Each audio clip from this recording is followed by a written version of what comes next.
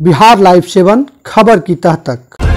Normally यही देखा गया है कि जैसे ही 2 वर्ष पूरा होते थे उसके पहले से ही वार्ड पार्षदों के द्वारा अविश्वास प्रस्ताव लाने की तैयारी शुरू हो जाती थी। इस भय से, अपनी कुर्सी बचाने के डर से मुख्य पार्षद और उप मुख्य पार्षद हमेशा वार्ड पार्षदों के द्वारा लिए गए निर्णय को मानने पर बाध्य होते थे। जब भी योजना का चयन होता था तो वार्ड पार्षद के अनुसार ही होता था। वहाँ पे जो अति आवश्यक योजना है वो पीछे पड़ जाते थे, पीछे रह जाते थे। बिहार सरकार ने यह निर्णय लिया, एक स्वागत योग्य है। नमस्कार, मेरा नाम विक्रमादित्य है और आप देख रहे हैं बिहार लाइव 7। बिहार सरकार ने इस बार तय किया है कि नगर परिषद का चुनाव होगा, उसमें अध्यक्ष और उपाध्यक्ष पद के लिए भी जनता वोट करेगी।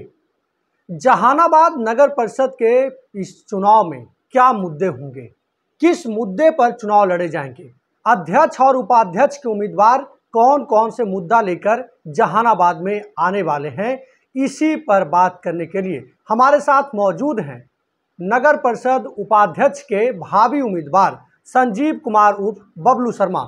बबलू जी, स्वागत है आपका बिहार लाइव 7 में। नमस्कार, धन्यवाद। सबसे पहला सवाल तो यही है कि बिहार सरकार ने जो है अब स्पष्ट कर दिया है, चुनाव आयोग ने स्पष्ट कर दिया है कि नगर परिषद का जो चुनाव होगा उसमें अध्यक्ष और उपाध्यक्ष दोनों पद के लिए जो है जनता डायरेक्ट वोट करेगी। इसे लेकर आप क्या समझते हैं, क्या सोचते हैं?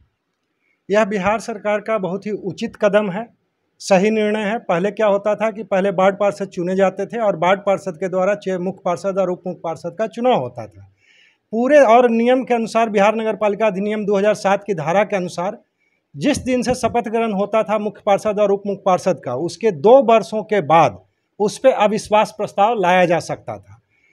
नॉर्मली यही देखा गया है कि जैसे ही 2 वर्ष पूरा होते थे उसके पहले से ही वार्ड पार्षदों के द्वारा अविश्वास प्रस्ताव लाने की तैयारी शुरू हो जाती थी। इस भय से, अपनी कुर्सी बचाने के डर से मुख्य पार्षद और उप मुख्य पार्षद हमेशा वार्ड पार्षदों के द्वारा लिए गए निर्णय को मानने पर बाध्य होते थे। जब भी योजना का चयन होता था तो वार्ड पार्षद के अनुसार ही होता था। वहाँ पे जो अति आवश्यक योजना है वो पीछे पड़ जाते थे, पीछे रह जाते थे। इसलिए बिहार सरकार ने यह निर्णय लिया, एक स्वागत योग्य है। और अब जो चुनाव होगा उसमें मुख्य पार्षद और उप मुख्य पार्षद पूरे 5 साल रहेंगे।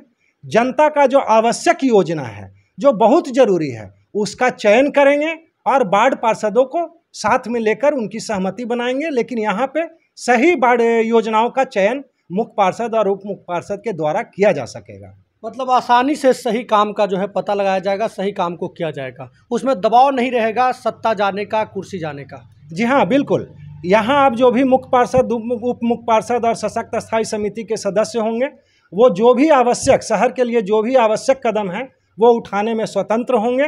जैसे जहानाबाद में काफ़ी ड्रेनेज का सिस्टम का प्रॉब्लम है, बहुत सारे मोहल्ले में अभी चुनाव आया है, पेपर में आपने पढ़ा होगा कि इस वार्ड में, इस गली में काम नहीं हुआ। इसका मतलब ये नहीं कि उस वार्ड में काम नहीं हुआ। वार्ड पार्षद ने अपने समर्थकों के गलियों में नालियों का काम करवाए। जिस तरफ से उन्हें वोट नहीं मिला उन गलियों को उपेक्षित किया गया। लेकिन सारे वार्डों में काम हुआ है। लेकिन अब जो चेयरमैन, वाइस चेयरमैन है, वो सभी वार्डों में घूम करके जो भी आवश्यक है, जो सबसे पहले जरूरी है, उसको प्राथमिकता के आधार पर कराने में सफल होंगे। इस बार जो है जहानाबाद चुनाव जब होगा तो मुख्य पार्षद और उप मुख्य पार्षद का मुद्दा क्या होगा, किस मुद्दे पर चुनाव लड़े जाएंगे जहानाबाद नगर में?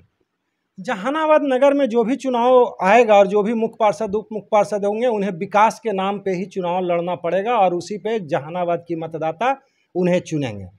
अभी तक वार्ड पार्षदों के अनुसार होता था, अब जो होगा वो मुख्य पार्षद और उप मुख्य पार्षद के सही सोच, सही कदम और सही निर्णय के अनुसार ही कार्य किया जाएगा। इसलिए जो भी होगा विकास के आधार पे ही मुद्दे पे चुनाव लड़ा जाएगा। जहानाबाद में क्या क्या ऐसी जो है समस्या है जिसे इस चुनाव में उजागर किया जा सकता है, इस चुनाव में मतलब रखा जा सकता है कि हम ऐसा करेंगे, हम वैसे विकास करेंगे? आखिर कुछ चीज़ें रही होगी ना जो जहानाबाद की, जो पिछले नगर परिषद के कार्यकाल में नहीं पूरा हो पाया और उसकी अति आवश्यक ज़रूरत है।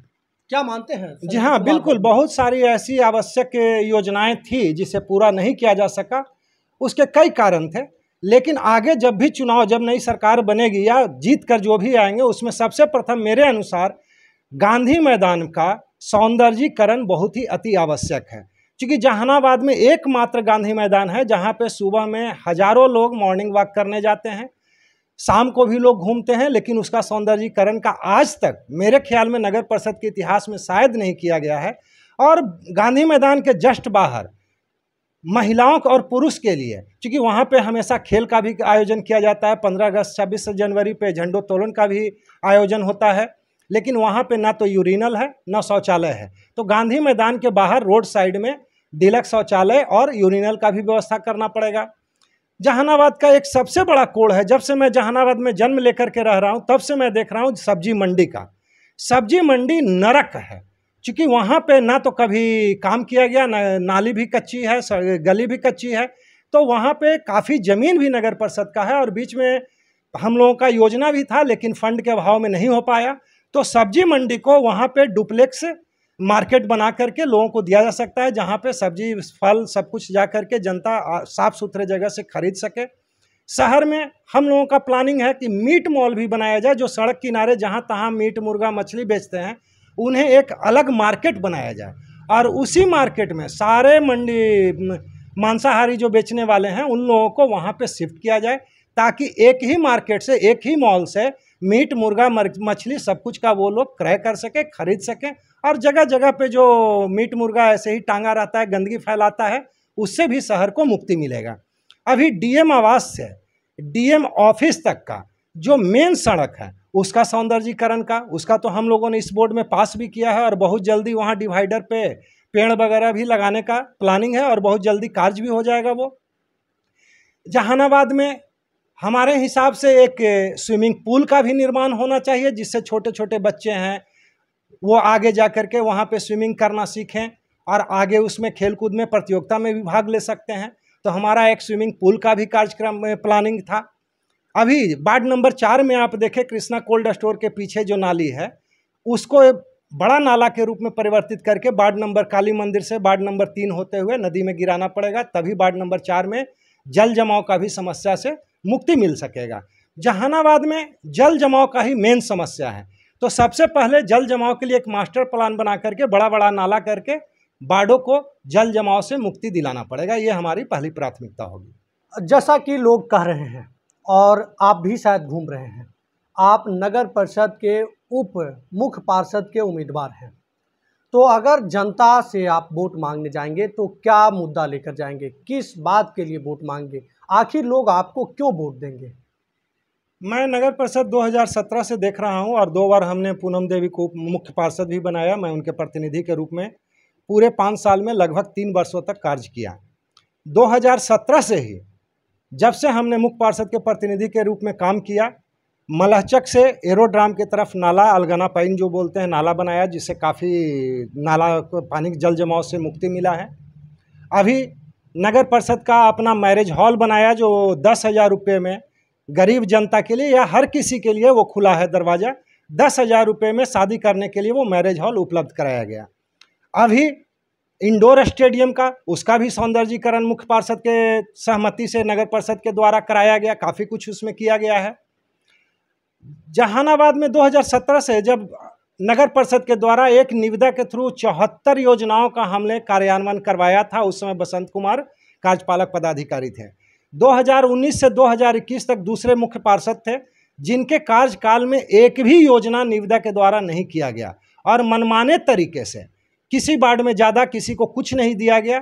बाद में जब 2021 में पुनः पूनम देवी को जब मुख्य पार्षद वार्ड पार्षदों ने बनाया, उसके बाद हर किसी वार्ड में काम कराया गया है। सभी जो पक्ष में थे सरकार बनाने के क्रम में, जो सरकार के विपक्ष में थे, सारों लोगों को काम दिया गया। किसी के साथ भेदभाव नहीं किया गया, किसी के साथ जाति धर्म के नाम पे भेदभाव नहीं किया गया। सारे वार्ड पार्षदों को साथ लेकर के सभी वार्डों में काम कराया गया। जो भी संसाधन आंतरिक स्रोत का जो संसाधन उपलब्ध था उससे काम कराया गया है।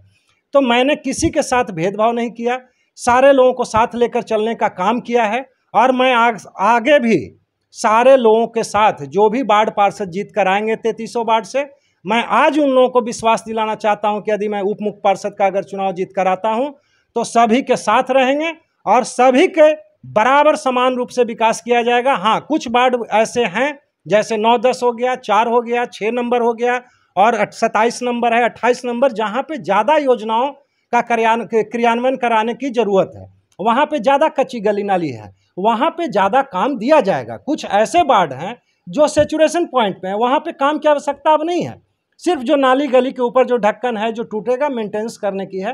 तो अब ये नहीं चलेगा कि सारे लोगों को समान योजना देंगे, जहाँ ज़्यादा ज़रूरत होगा वहाँ पे ज़्यादा काम कराना पड़ेगा, तभी जहानाबाद शहर को, जहानाबाद नगर परिषद क्षेत्र से गंदगी दूर होगा। मतलब जो आप काम किए हैं उस काम को लेकर जाएंगे जनता के बीच में और आने वाले दिनों में बेहतर काम करने का वादा करेंगे। बिल्कुल, मैं तो चुनाव में जाऊंगा तो जो पिछले 5 साल में मैंने किया है सबको साथ लेकर के, जो भी मैंने काम किया वो तो मैं जनता को बताऊंगा। मैंने यहाँ हर जाति के धर्म के लोगों को सम्मान देने का काम किया। अभी स्पोर्ट्स कॉम्प्लेक्स स्वर्गीय रामाश्रय बाबू के नाम पे नामाकरण किया गया। जहानाबाद नगर परिषद क्षेत्र के प्रथम चेयरमैन स्वर्गीय श्याम नारायण बाबू के नाम पे पथ का नामाकरण किया गया है। तो हमने हर जाति धर्म के लोगों को सम्मान देने का काम किया, सबको साथ लेकर चलने का काम किया है, और सभी वार्डों में हमने काम करवाया था पूनम देवी के कार्यकाल में। और आगे भी विश्वास दिलाता हूं कि जब भी मुझे मौका मिलेगा मैं सभी वार्डों में समान रूप से काम कराऊंगा। कुछ वार्ड विशेष हैं जहां ज़्यादा काम की आवश्यकता है, उसको उसकी आवश्यकता के अनुसार काम कराया जाएगा। बबलू जी, चुनाव में, स्थानीय चुनाव में जाति और व्यक्ति विशेष ये दोनों बहुत बड़ी मुद्दा रहता है, तो क्या संजीव कुमार बबलू जो हैं वो जाति पर वोट मांगने जाएंगे या सिर्फ विकास पर वोट मांगने जाएंगे? देखिए, चुनाव में जाति एक बहुत बड़ी फैक्टर रहती है, इसमें कोई दो मत नहीं है, लेकिन जहां तक मेरा या मेरे पूरे परिवार का जो इतिहास रहा है, हमने कभी जात के नाम पर राजनीति नहीं किया। जब 2017 में भी जब पूनम देवी को चेयरमैन बनाया गया था तो मुस्लिम 8 वार्ड पार्षद थे, 8 का 8 हमको सपोर्ट किए थे।